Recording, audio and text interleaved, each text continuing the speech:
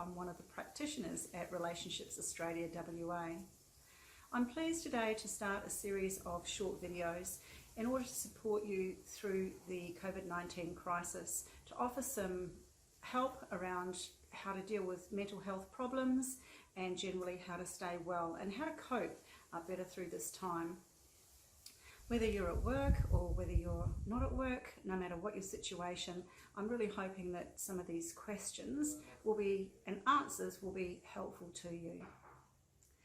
I have worked for Relationships Australia for around about 7 years, and I've worked across the organisation in many different roles.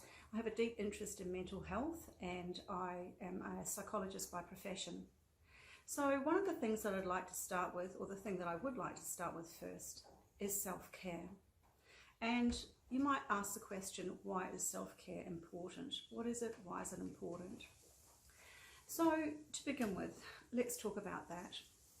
Self-care are activities that we intentionally do. They're things that we do to recharge our batteries, to refuel, to replenish ourselves. They're things that we do on purpose. So self-care at its heart is this intentional taking care of ourselves. Self-care is about valuing ourselves, valuing our mental health, our emotional health, and our physical health, and taking steps to look after that. We know that self-care helps to improve our mood and reduce anxiety, and of course that's so important at this time when we're all feeling the stress and the uncertainty of what lies ahead with this COVID-19 virus. Good self-care also enables us to practice valuing ourselves, and when we value ourselves, we tend to value our relationships with others and other people. So self-care in a nutshell is something that we might do for ourselves, but really we can benefit those we love, those we work with, and the community at large if we do take the time to look after ourselves that little bit better. So what isn't self-care? What do we mean by it? And maybe we can understand self-care a little better by understanding what it's not. Self-care is not indulgent, and I think many of us feel when we take the time for ourselves that we are indulgent, that we don't deserve it, or we at least don't have time for it, that there are other priorities, important things for us to take care of instead of taking care of ourselves. But in fact, self-care is necessary. It's not a luxury, it's something that we should be doing every day, these activities of self-care.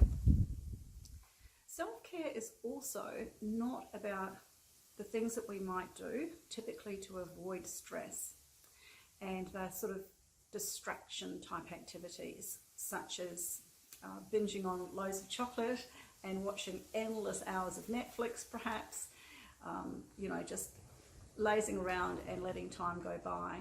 That's not really what we mean by self-care. There are other things that we do that might help relieve stress in the short term but aren't that great for us, including spending way too much time on social media. That tends to be something that we all do or have done in the past, perhaps still do, and we know that you can spend ages just flicking through, scrolling through pages of that and really not feeling any better. In fact, social media can also make us feel worse than it did when we first started looking at it. So that's definitely not self-care, that's just avoidant behaviours.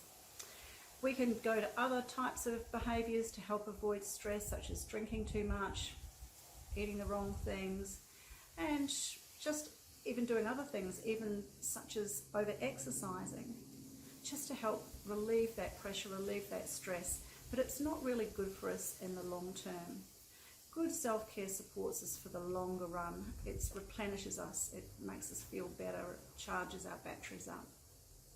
So we need to think about whether we're avoiding or whether we're doing intentional self-care. So to get us started thinking about this, there are 5 things really to think about. The first is really think about what works for you. What's worked in the past for you with self-care? What do you like to do? Because self-care is about doing things that you enjoy. What replenishes you, maybe some hobbies that you've done, things that you do on a daily basis now that you'd like to ensure that you keep doing or even increase time doing. So make a list, perhaps, be creative. Maybe even ask your family or friends, what did I used to do that I've maybe dropped?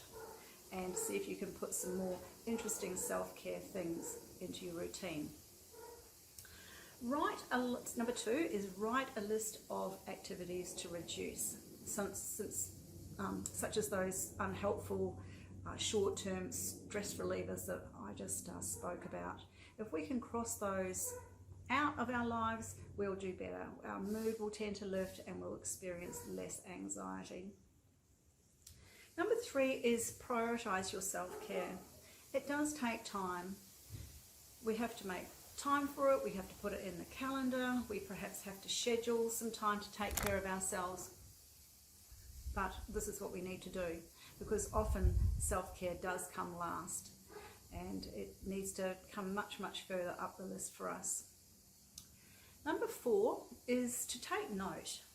Take note of what you're doing and what works. And by works, I mean what makes you feel replenished.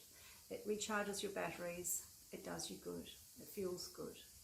So make some time to take notice of those activities and how they affect you. Number 5 is really about interlacing or entwining some basic activities of self-care into your day, such as number 1, nutrition. It's important that we eat well to keep ourselves physically, mentally and emotionally sustained. Good food has a lot to do with how we feel. Number 2 is exercise daily. It's important to be able to get out, go for a walk, do whatever you can to exercise. Sometimes you'll be unable to get out, and it's important to do what you can at home. Do some yoga in front of TV perhaps. Get on YouTube. There's lots of things that you can follow on YouTube these days. But getting some exercise, getting your muscles working and your heart pumping a little bit is good self-care.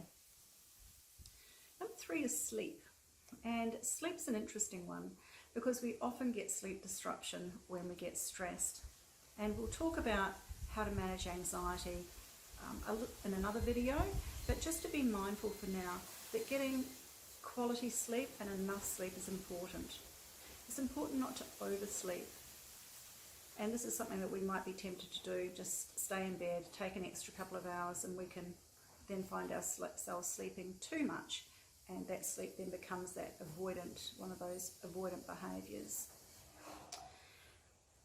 And the last one, of course, is social contact. I appreciate that this can be really challenging at the moment because our normal routines and social contact has been turned upside down. We're also having much more social contact with people that we don't normally have that much social contact with, such as our families. A lot of us spend a lot of time at work, and at the moment we may not be doing that. And therefore we're thrust together in the family or with friends or with your housemates, whoever they may be. So our social contact situation is changed. We also might find that we have far less social contact, particularly if we are living alone or self-isolating alone. So these can all be stresses. So it's important that we think about self-isolation if we're in it, and social contact and what we might need. Now's a good time to think about technology, maybe using technology in a different way to keep up with family and friends and people that we normally maybe speak to on a daily basis, or that we normally meet for a coffee or go to the gym with. It's good to keep up with those people where we can. And clients too, of course, if you're working in the space. COVID-19 really is a massive disruptor. We've never come across anything like this in our lifetimes. It's certainly a unique experience, and it's hard. So we need to be mindful of looking after ourselves first, and that's why I've made this video first, because if we look after ourselves, we're then in a position to take care of other people as best we can. So our routines are upset, our social activities are upset, everything is a bit topsy-turvy at the moment. So as well as those things I've talked about, you can use your imagination and your creativity to think about other self-care activities, as long as they sort of have that intentional intent behind them, and that they are about self-care. They make you replenish, they recharge you, you can feel recovered in some way once you've engaged in them. So it might be even something as simple as taking a longer shower, getting into a nice hot bath, talking somebody in your house into giving you a foot massage, getting into a hobby, doing a jigsaw puzzle, doing some things like that can be really self-nourishing and give us a little bit of time away from the stress and with a bit more focus on looking after ourselves. So I hope these ideas help, and I'd like to continue with some more questions that people have asked us that we think might be helpful to discuss. So I hope this one's been good for you, and I look forward to seeing you again.